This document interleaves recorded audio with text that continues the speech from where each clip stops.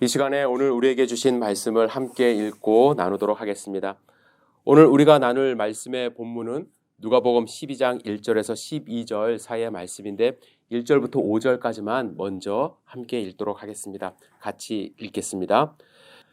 그동안에 무리 수만 명이 모여 서로 밟힐 만큼 되었더니 예수께서 먼저 제자들에게 말씀하여 이르시되 바리새인들의 누룩 곧 외식을 주의하라. 감추인 것이 드러나지 않을 것이 없고 숨긴 것이 알려지지 않을 것이 없나니 이러므로 너희가 어두운 데서 말한 모든 것이 광명한 데서 들리고 너희가 골방에서 귀에 대고 말한 것이 지붕 위에서 전파되리라. 내가 내 친구 너희에게 말하노니 몸을 죽이고 그 후에는 능히 더 못하는 자들을 두려워하지 말라. 마땅히 두려워할 자를 내가 너희에게 보이리니 곧 죽인 후에 또한 지옥에 던져넣는 권세 있는 그를 두려워하라. 내가 참으로 너에게 이르노니 그를 두려워하라. 아멘.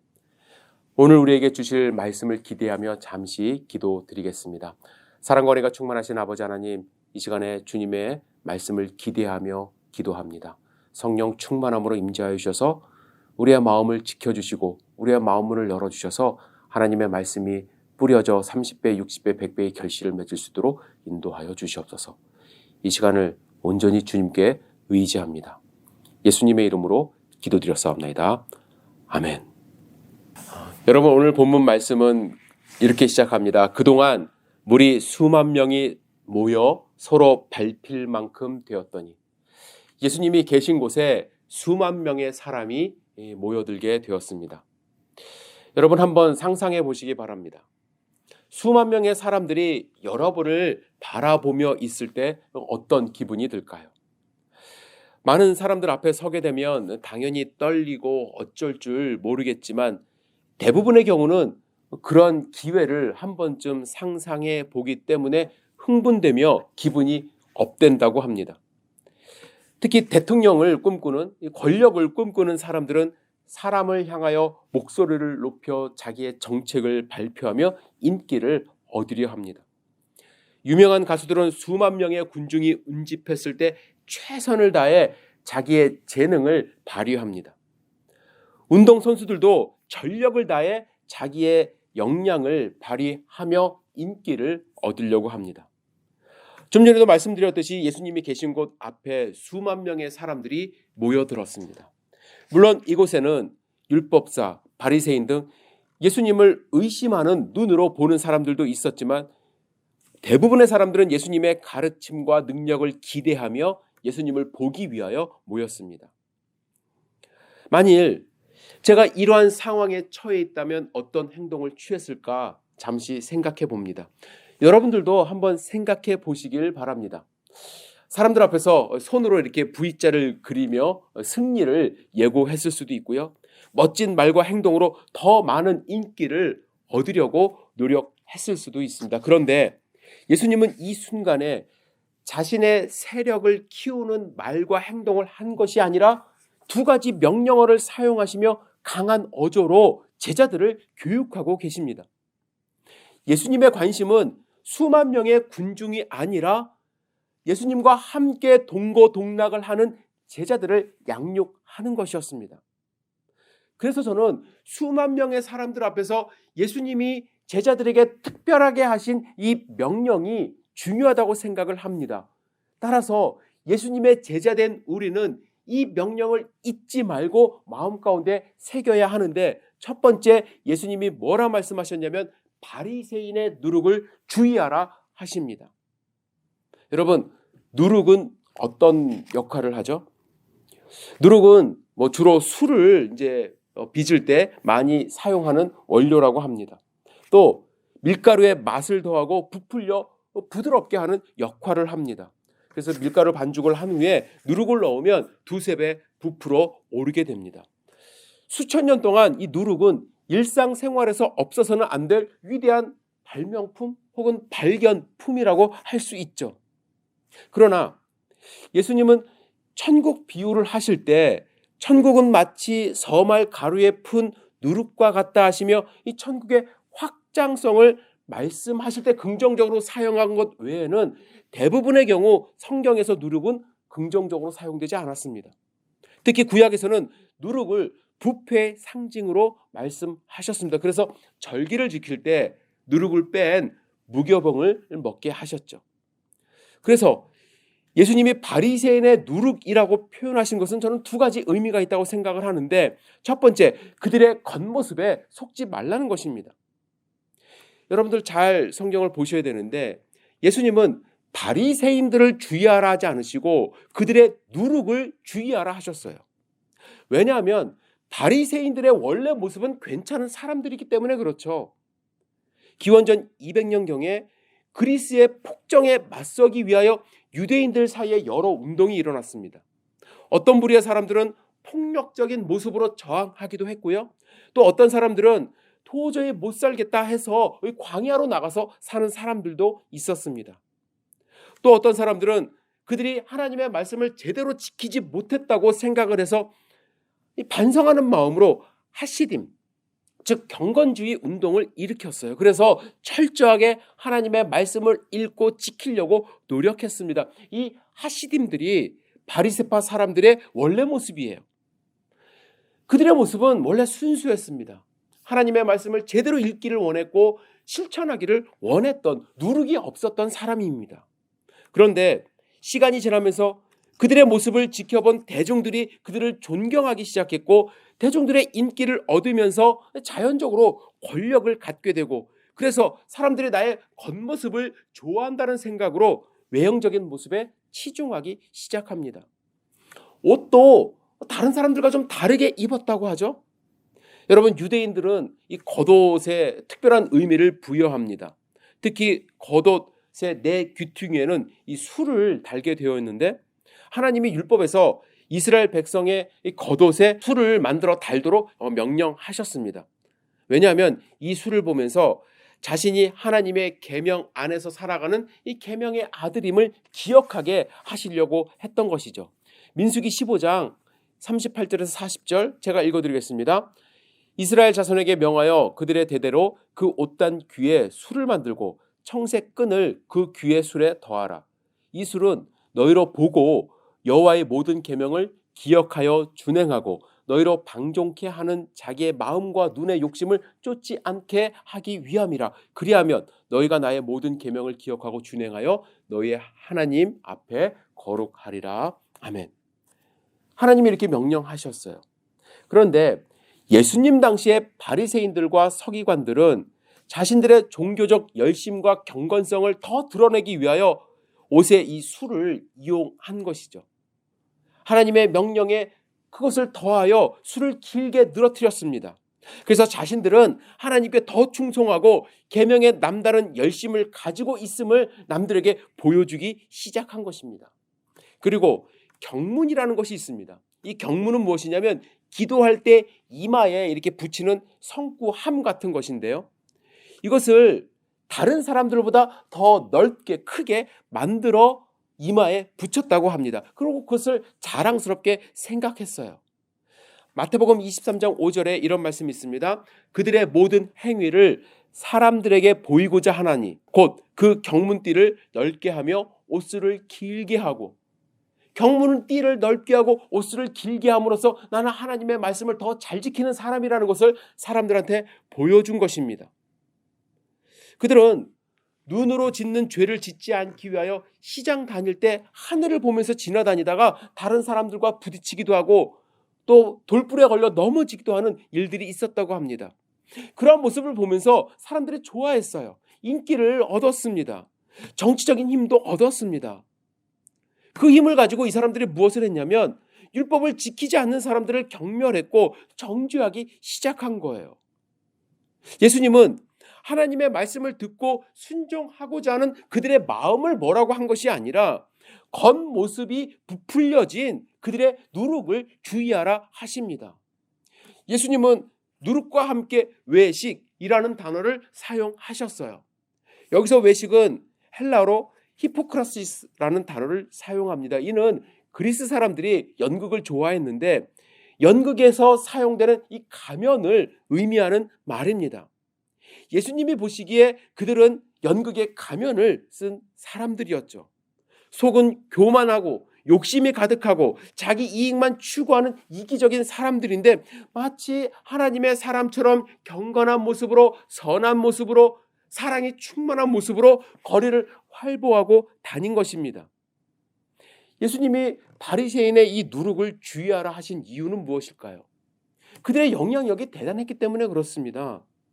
천국의 비유에서도 말씀하셨듯이 누룩은 하룻밤 사이에 섬알 가루를 모두 부풀리는 강한 전파력이 있습니다.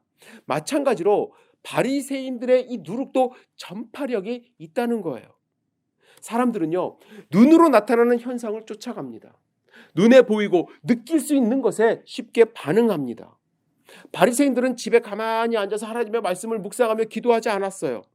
오른손이 하는 일을 왼손이 모르게 하지 않았습니다. 다 알게 했습니다. 시장을 활보하고 다녔고 회당에서 주름 잡았어요. 사람들은 그들의 모습을 보면서 나도 저렇게 되고 싶다는 생각을 하기 시작했습니다. 여러분, 그들의 율법주의적인 영향은 초대교회에 악영향을 주었습니다. 그들은 누룩처럼 퍼져서 세계 각국에 퍼져 있는 교회를 다니며 율법의 할례를 주장했습니다. 사람들은 그들의 겉모습이 주는 위압감에 눌려서 영향을 받기 시작한 거예요.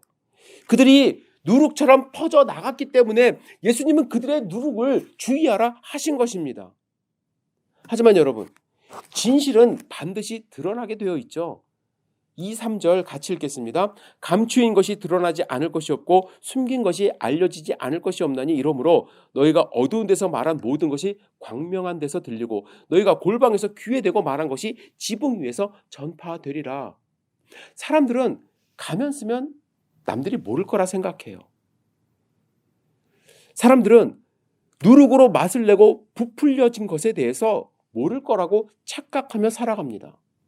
그러나 가면은 언젠가 벗게 되어 있습니다. 누룩으로 맛을 내고 부풀려진 것은 반드시 곰팡이가 나고 썩게 되어 있습니다. 그래서 예수님은 여러분과 저에게도 동일하게 명령하십니다. 바리새인의 누룩을 주의하라. 바리새인의 누룩을 주의해야만 합니다.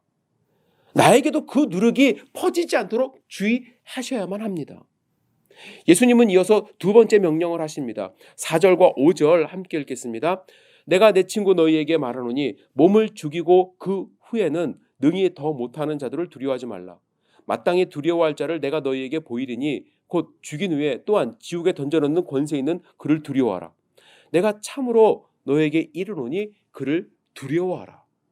예수님은 반복해서 두려워하라 라는 말씀을 하셨어요. 사람들을 두려워하지 말고 우리를 지옥에 넣을 수 있는 하나님, 권세 있는 그분을 두려워하라고 예수님이 명령하십니다. 예수님이 왜 수만 명의 사람들 앞에서 친구라고 하시는 이 제자들에게 이런 말씀을 하셨는지 생각해 보셔야 해요. 이제 예수님은 십자가 사역을 마치신 후 승천하게 되면 제자들 중심으로 교회가 세워지고 복음이 증거되어야 하는데 그때 제자들은 순교의 위험에 노출되기 때문에 그렇습니다.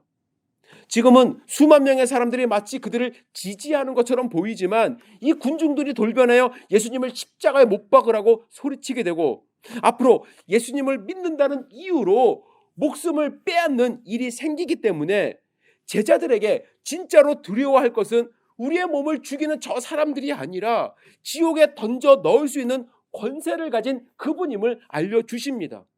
물론 우리의 생명을 위협당하는 일이 가벼운 일이라고 말씀하시는 것 아닙니다. 죽는 것 무서워하지 말라. 죽으면 죽으리라 하고 죽어라 이렇게 말씀하시는 것이 아니에요.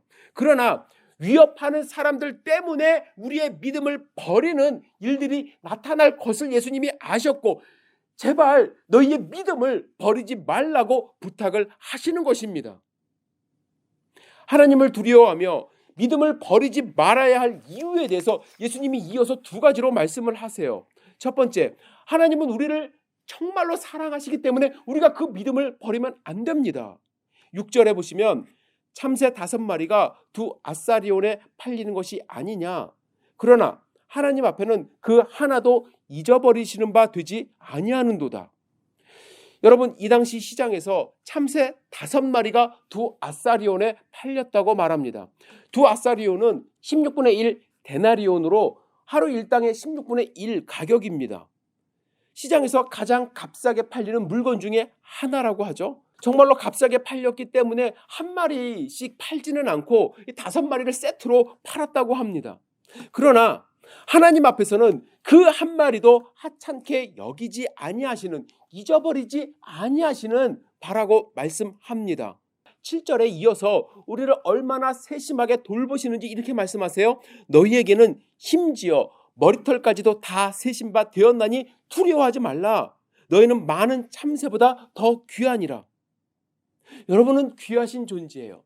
여러분은 하나님이 세심하게 돌보시는 존재입니다. 하나님이 사랑하시는 존재예요. 따라서 우리는 하나님의 사랑을 경험했기 때문에 두려워할 필요가 없습니다. 하나님의 사랑을 정말로 경험한 사도 바울은 이렇게 고백합니다. 내가 확신하노니 사망이나 생명이나 천사들이나 권세자들이나 현재일이나 장래일이나 능력이나 높음이나 깊음이나 다른 어떤 피조물이라도 우리 주 그리스도 예수 안에는 하나님의 사랑에서 끊을 수 없으리라. 우리를 하나님의 사랑에서 끊을 수 있는 것은 아무것도 없기 때문에 두려워하지 말라 하십니다. 두 번째로, 우리가 세상 사람들을 두려워하지 않고 하나님만을 두려워하며 믿음을 버리지 말아야 할 이유는 성령 하나님이 우리가 해야 할 말들을 생각나게 하시고 우리가 가야 할 길을 알려주신다고 약속하셨기 때문에 그렇습니다. 11절과 12절 읽겠습니다. 사람이 너희를 회당이나 위정자나 권세 있는 자 앞에 끌고 가거든 어떻게 무엇으로 대답하여 무엇을 말할까 염려하지 말라. 마땅히 할 말을 성령이 곧 그때에 너희에게 가르치시니라 하시니라. 우리가 세상 사람들에게 우리의 믿음을 확실하게 말하지 못하는 이유 중에 하나는요, 내가 어떻게 이야기해야지? 무엇으로 말해야 되지? 나의 믿음을 어떻게 증명해야 되지? 라는 것 때문입니다. 사람들이 내 말을 듣고 비웃지 않을까? 라는 두려움도 우리 마음 가운데 있습니다. 그러나 여러분, 믿음이 확실하다면 성령 하나님이 여러분들에게, 우리에게 무엇을 말할지, 어떻게 말할지 그 순간에 알려주신다고 말씀합니다. 예수님의 이러한 우려가 예수님이 승천하신 후 초대교회에 바로 일어났어요. 사람들이 끌려가기 시작했습니다. 스데반 집사님이 끌려갔어요. 회당 앞에 섰습니다. 사람들 앞에, 권세자들 앞에 섰습니다. 그러나 스데반 집사님은 그 앞에 모여있는 사람들을 두려워하지 않았어요. 수많은 유대인들 앞에서 성령 충만함으로 예수님에 대한 신앙을 고백하며 설교했습니다. 그는 돌을 들고 달려드는 수많은 사람들을 두려워하지 않고 하나님 아버지 우편에 계시는 예수 그리스도를 바라본 것입니다. 그분을 온전히 두려워했어요. 그분에 대한 믿음을 버리지 않았습니다. 그래서 주를 위해 목숨까지도 바칠 수 있었습니다. 예수님은 제자들에게 사람을 두려워하지 말고 자신을, 아버지를 두려워할 것을 말씀하십니다. 예수님은 당신을 부정하면 아버지 앞에서, 수많은 천사들이 보는 앞에서 너희를 부인할 것이라고 경고하셨지만 나를 시인하면 나도 너희를 시인할 것이라고 약속하셨습니다. 이 약속은 보혜사 성령 하나님이 임재함으로 성취되었습니다. 초대교회 성도뿐만 아니라 수많은 우리의 믿음의 선배들은 성령 충만함으로 하나님의 가르침을 받아 마땅히 해야 할 말들을 선포하며 예수님을 시인하며 천국의 소망을 갖고 살았습니다. 두려움에 사로잡히지 않았습니다. 여러분, 두려워하지 마십시오. 세상 사람들 두려워하지 마시고 오직 하나님 아버지만 두려워하며 하나님 아버지를 믿는 믿음으로 하루하루 사시기를 주님의 이름으로 축복합니다. 오늘 우리는 열린교회가 이제 시작된 지 2주년 되는 주일을 맞이했습니다. 몇 주 전부터 2주년 때 어떤 말씀을 준비하고 여러분과 나눠야 될지 고민을 많이 했어요. 그러다가 연초에 여러분과 약속한 것이 있죠. 주일에는 매일 묵상 성경의 그 본문 말씀으로 우리가 함께 나누겠습니다. 그래서 다시 다른 본문을 찾지 않고 오늘 우리에게 주신 말씀은 무엇인지 묵상하기 시작했습니다. 묵상하면서 너무 감사했어요. 지금 우리에게 너무나도 필요한 말씀이라는 생각을 했습니다. 여러분, 교회들이 직면하는 문제가 많이 있어요. 그 중에 하나는 스스로 누룩을 만들어 바리새인처럼 행동한다는 것이에요. 우리 교회는 이렇습니다. 우리 교회는 이런 거 합니다. 이것 때문에 우리는 교회답습니다. 여러분, 물론 교회가 해야 할 일들이 있습니다. 당연히 해야 할 일들이 있죠. 그러나 그 외형적으로 해야 할 일들이 교회를 규정하지는 못합니다. 외형적인 모습은 외형적인 것뿐이에요. 여러분, 우리는 본질을 잊지 말아야 해요. 본질을 잊은 채 외형적인 것에만 신경 쓰는 일에 대하여 오늘 예수님은 우리에게도 경고하십니다. 우리의 본질은 무엇입니까? 하나님의 자녀예요. 성도예요. 하나님이 하나님의 자녀로서 성도로서 무엇을 원하는지 본질을 먼저 생각해 보시기를 바랍니다. 누룩은 맛있어요. 누룩은 부풀려 올릴 수 있습니다. 누룩은 부드럽습니다. 사람들은 누룩 넣은 빵을 훨씬 더 좋아합니다. 그러나 누룩은 쉽게 부패합니다. 여러분, 누룩이 없는 본질에 먼저 충실한 열린 교회가 되어야만 합니다. 여러분들의 본질은 무엇입니까? 하나님의 아들, 딸들이에요. 여러분들의 본질은 무엇입니까? 예수님의 제자들입니다. 이 사실을 결코 잊지 말고 끝까지 신앙생활 하시는 하나님의 백성들 되시기를 주님의 이름으로 축복합니다. 나아가 우리는 하나님만 두려워하는 교회가 되어야만 합니다. 하나님만 두려워하기 위해서는 사람을 두려워하지 말아야 해요. 그런데 2년 동안 제가 제 자신을 돌아봤을 때 사람을 두려워한 면이 있었어요. 사람들의 말에 많이 신경을 썼습니다. 줏대 없이 흔들릴 때가 많았어요. 여러분, 사람을 섬기고 성도님을 섬기는 것과 성도님들의 눈치를 보는 것은 다르잖아요. 드리고 싶은 말씀은 많이 있지만 앞으로 저는 하나님만 두려워하는 목회자가 되기를 원합니다. 아니, 그렇게 되어야만 합니다. 여러분들도 저를 위해서 기도해 주시기를 부탁을 드립니다. 철저히 여러분들을 말씀과 기도로 섬기겠습니다. 여러분들도 더 섬기고 더 기도하고 더 사랑하십시오. 그러나 사람들을 두려워하지 마십시오. 주변의 사람들이 이렇다 저렇다 하는 이야기에 흔들리지 마십시오. 우리가 두려워해야 할 것은 오직 살아계신 아버지 하나님 뿐입니다. 제가 초등학교 때 다니던 교회 담임 목사님이 부흥회 때 하신 예화가 있습니다. 이 예화가 평생도록 지워지질 않아요. 물론 제가 지금 그 예화를 말씀드릴 때 조금 변형이 될 수도 있지만 골자는 같습니다. 이 예화를 여러분들과 나누면서 오늘 말씀을 마무리하고자 합니다. 어느 시골에 일은 하지 않고 좀 도둑질로 생활하던 아버지와 아들이 살고 있었습니다. 아버지는 전국을 돌아다니며 못된 일을 했지만 아들은 동네 교회를 다니기 시작하면서 하나님을 믿기 시작합니다.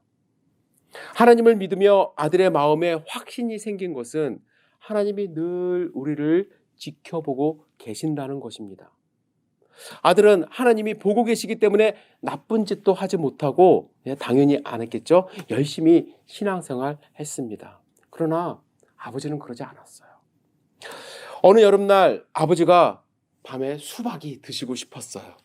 그런데 수박 살 돈이 없으니까 저녁 늦게 자는 아들을 깨웁니다. 아들아, 아빠와 함께 일 가자. 아들은 아버지가 어떤 일을 할지 알고 있어서 함께 가기 싫었어요. 하지만 아버지가 두려웠기 때문에 아버지를 마지못해 따라 나섰습니다. 수박밭에 도착한 아버지는 아들에게 신신당부를 합니다. 아버지는 밭에 들어가 수박을 따올 테니까 너는 여기서 망을 잘 봐야 해. 멀리서 사람이 오는 것 같으면 달려와서 알려줘야 내가 숨을 수 있어. 알았지? 아들은 마지못해 알았다 했고 아버지는 살금살금 밭 중앙에 가서 수박을 고르고 수박을 따려 합니다. 수박을 따려 하는 순간 아들이 멀리서 달려오며 다급하게 말합니다. 아버지, 누가 보고 있어요? 아버지는 깜짝 놀라 바닥에 엎드립니다. 그리고 살금살금 밖으로 나와 아들에게 묻습니다. 누가 왔니? 누가 보고 있니? 아버지, 그게 아니고요. 저 위에서 하나님이 보고 계세요. 그 말을 들은 아버지는 화가 났고 아들의 뒤통수를 세게 때리며 야, 그거 말고 진짜 사람이 오면 말하란 말이야. 아버지는 아들을 다그친 후에 다시 밭에 들어가 서리를 합니다. 아들은 너무 힘들었어요. 지금 하나님이 우리를 보고 계시는데 아버지는 도둑질을 하고 있잖아요. 아버지를 말려하는 상황이었습니다. 그런데 아버지가 화낼 것이 또한 두려웠어요. 그러나 아버지가 도둑질하는 것을 그냥 보고만 있을 수 없습니다. 그래서 수박을 따려는 아버지에게 다시 다급하게 말합니다. 아버지, 누가 보고 있어요. 아버지는 다시 놀라 바닥에 엎드렸고 잠시 후 밖으로 나와 아들에게 야, 누가 보고 있니? 라고 묻습니다. 아들은 간절한 표정으로 말합니다. 아버지, 정말로 하늘에서 하나님이 우리를 보고 계세요. 도둑질하면 안 돼요. 아버지는 다시 화가 났어요. 너무 화가 나서 아들을 때린 후에 야, 너 똑바로 망이나 봐. 그거 말고 진짜 사람이 오면 말하란 말이야. 혼쭐을 내고 수박 서리를 하기 위하여 밭으로 들어갔습니다. 그런데 그 뒤에 문제가 생겼어요. 아버지가 수박을 잘 골라서 수박을 따려고 하면은 진짜 누가 보는 것 같은 느낌이 들기 시작한 것입니다. 저 위에 하늘에서 하나님이 보고 있다는 생각이 들기 시작한 거예요. 평생 살면서 한 번도 그런 생각을 하지 않았는데 아들이 진심으로 하는 이 이야기가 아버지의 마음에 꽂힌 것입니다. 아버지는 몇 번 시도하다가 도저히 수박 하나를 따지 못하고 아들과 함께 돌아왔고 결국 하나님을 믿게 되었다는 사실은 출처를 알 수 없는 예화입니다. 저는 어떻게 생각하면 이 예화가요, 참 유치해요. 목사님이 만들어낸 예화가 아닐까라는 생각을 했어요. 그런데 신기한 건요, 이 예화가 제 마음속에도 떠나질 않아요. 저도 이 예화를 들은 후에 하나님이 나를 보고 계신다는 그 사실을 지울 수가 없어요. 하나님이 두렵습니다. 그런데 하나님을 믿는다고 하시는 분들 가운데 하나님을 두려워하지 않는 경우가 너무나도 많아요. 세상에 블랙박스나 CCTV는 두려워해서 휴지도 함부로 버리지 못합니다. 그러나 우리의 중심까지도 보시는 하나님을 두려워하지 않는 경우가 교회 안에 너무 많아요. 저는 우리 열린교회 성도님들은 최소한 살아계신 하나님을 두려워하는 하나님의 자녀들 되기를 주님의 이름으로 축복합니다. 우리 열린교회는 세상 사람들 두려워하지 않고 세상의 어떤 말 두려워하지 않고 못된 사람들의 어떤 농간 두려워하지 않고 오직 하나님만을 두려워하는 교회 되어야만 할 것입니다. 하나님이 무서워 두려운 것이 아니라 우리의 생과 사를 주관하시고 우리의 영까지 주관하시고 우리와 함께 하시고 우리의 앞길을 열어주시는 분이기 때문에 마땅히 그분을 두려워하며 하나님의 말씀에 순종하는 교회가 되어야만 할 것입니다. 열린교회, 하나님을 더 두려워하시기를 주님의 이름으로 축복합니다. 열린교회, 바리새인의 누룩을 주의하며 내 몸에서 누룩을 없애고 본질에 충실한 하나님의 백성 되기를 주님의 이름으로 축복합니다. 하나님을 두려워하십시오. 누룩을 주의하십시오. 배대를 지으십시오. 하나님과 함께하는 열린교회 되기를 다시 한번 주님의 이름으로 축복합니다. 기도하시겠습니다. 전능하신 아버지 하나님, 오늘 주님이 우리에게 명령하신 이 명령을 마음밭에 새길 수 있도록 인도하여 주시옵소서. 바리새인의 누룩을 주의하고 하나님만 두려워하는 신앙생활하는 열린교회 되게 인도하여 주시옵소서. 주님, 지난 2년간 힘든 일 많았고 또 지금 코로나 때문에 우리가 모든 성도님들이 모여 예배드리지 못하는 상황 가운데 있지만 그럼에도 불구하고 우리 삶 속에서 하나님만을 두려워하며 누룩을 없애고 본질에 충실한 하나님의 백성들 될 수 있도록 축복하여 주시옵소서. 우리와 함께 하시는 주님께 감사드립니다. 예수님의 이름으로 기도드렸사옵나이다. 아멘.